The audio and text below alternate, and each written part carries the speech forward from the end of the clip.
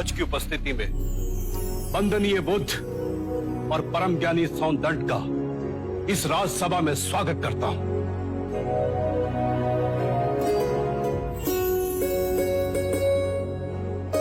आचार्य सौंदंड की जय! आचार्य सौंदंड की जय! सौंदंड की जय!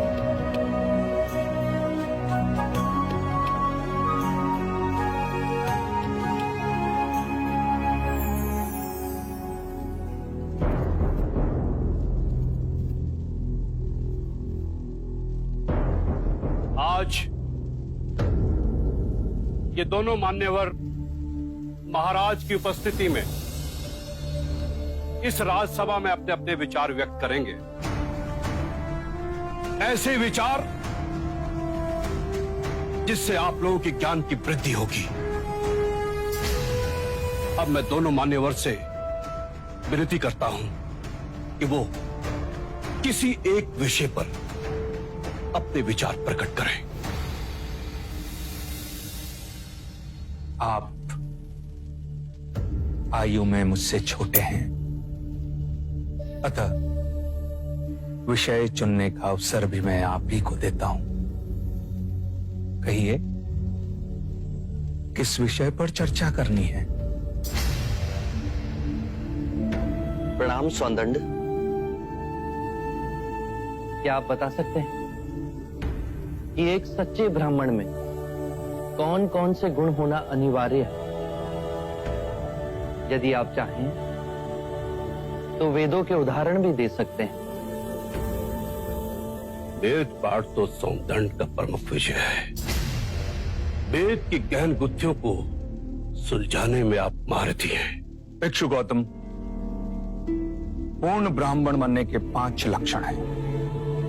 सुंदर रूप, मंत्रोच्चारण एवं अनुष्ठान करने में प्रवीण, 7 पुष्टों से रक्त की शुद्धता, अच्छा ज्ञान, अच्छा कर्म। इन 5 गुणों में से भी सर्वाधिक महत्वपूर्ण गुण कौन कौन से होने चाहिए? और इनमें से किसी भी गुण के अभाव में क्या वो सच्चा ब्राह्मण हो सकता है? अंत के 2 गुण, अच्छा ज्ञान एवं अच्छा कर्म। सुंदर रूप, मंत्रोच्चारण एवं अनुष्ठान करने की प्रतिभा, 7 पीढ़ियों से रक्त की शुद्धता आवश्यक नहीं। क्षमा कीजिएगा, परंतु सोनदत्त जी उचित उत्तर नहीं दे पाए। बुद्ध के प्रश्नों ने इन्हें उलझा दिया है। ये तो ब्राह्मणों का अपमान है।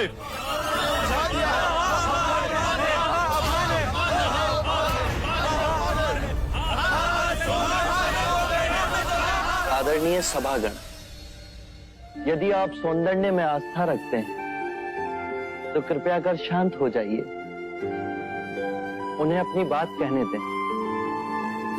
यदि आप उनमें आस्था नहीं रखते हैं तो आप में से जो चाहे इस विषय की चर्चा को आगे बढ़ा सकता है। मैं आप सभी के प्रश्नों के उत्तर दूंगा।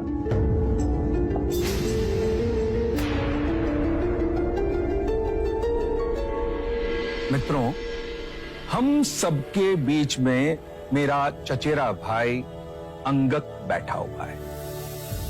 अंगक रूपवान है, उसका आचरण कुलीन और उत्कृष्ट है।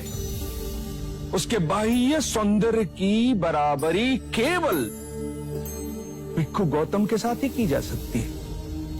2 परिवारों के रक्त की शुद्धता उसके अंदर बह रही है। वेद पाठ का ज्ञानी है, ये 3 गुण तो उसमें है। पर यदि विचार के रूप में देखें कि अंगक मदिरापान करता है, हत्याएं करता है, बलात्कार करता है, झूठ बोलता है, चोरी भी करता है, तो उसके बाकी के गुणों का कोई मूल्य ही नहीं रह जाएगा। अतः मित्रों, सदकर्म और ज्ञान ही सर्वोपरि है पूर्ण ब्राह्मण बनने के लिए। इन दोनों गुणों में से भी सर्वोत्तम गुण आप किसे समझते हैं? सदकर्म और ज्ञान दो नहीं हो सकते।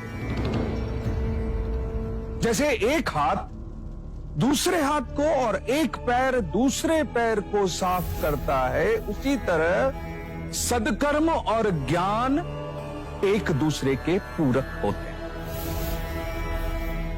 सदकर्म आपके विवेक को प्रकाशमान बनाता है और विवेक से किया कर्म आपको धार्मिक बनाता है, और यही जीवन का गूढ़ मंत्र है। उत्तम, अति उत्तम सोनदन, आप हमारी आशा पे खरे उतरे।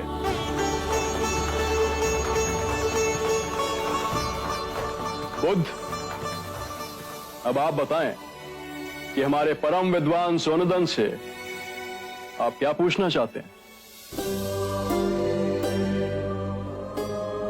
सत्य कहा सोनदंडे आपने। सत्कर्म और ज्ञान जीवन के सबसे मूल्यवान गुण हैं। क्या आप बताएंगे कि सत्कर्म और ज्ञान को उच्चतम कोटि तक कैसे विकसित किया जाए?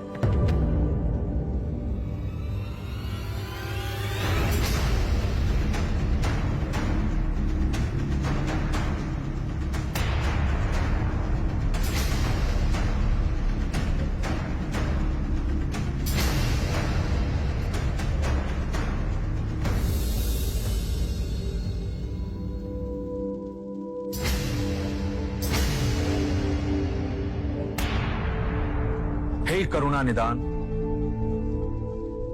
इस विषय में आप ही हमारा मार्ग निर्देश करें। हम तो केवल सिद्धांत जानते हैं, किंतु आप बुद्ध बन परम सत्य को प्राप्त हुए हैं। हे परम पुरुष, आप ही बताएं, सदकर्म और ज्ञान की उच्चतम कोटि तक कैसे पहुंचा जा सकता है? आत्म मुक्ति के 3 चरण हैं: शीलाचार, ध्यान और ज्ञान। यदि हम शीलों का आचरण करते हैं तो ध्यान साधना में वृद्धि होती है, और ध्यान साधना से ज्ञान का उदय होता है, जिससे शीलों का गहन आचरण करना संभव होता है। इसके द्वारा काम, क्रोध, मोह, माया, तृष्णा से दूर हो आत्म मुक्ति, शांति और आनंद को प्राप्त कर सकते हैं।